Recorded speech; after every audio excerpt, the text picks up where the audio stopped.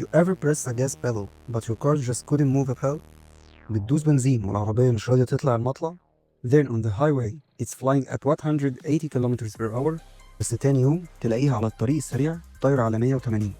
Same car, same engine, different result. نفس العربية، نفس الموتور، بس الأداء مختلف. Why? It's all about torque and power. إيه السبب؟ كل ده عشان الفرق ما بين العزم والقدرة.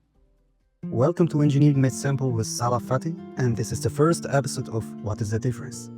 أنا صلاح فتحي وده أول فيديو من سلسلة إيه الفرق من قناتي هندسة ببساطة حيث الميكانيكا بطريقة بسيطة.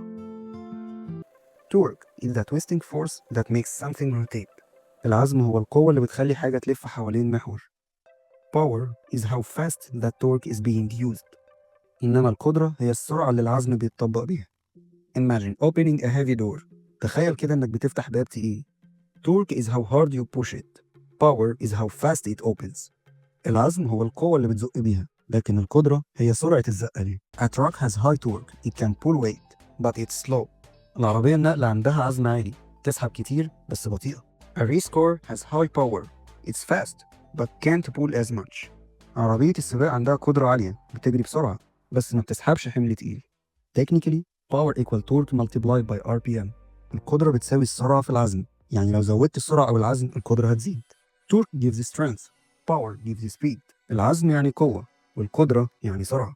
You need both to move smart. وعشان تمشي صح محتاج الاتنين. Now you know the difference between torque and power. دلوقتي بقينا عارفين الفرق ما بين العزم والقدرة ببساطة. Like, share and subscribe for more. لو عجبك الشرح دوس لايك وشير واشترك في القناة عشان يوصلك كل جديد. See you in the next episode of What is the Difference. نشوفكم في الفيديو الجاي من إيه الفرق.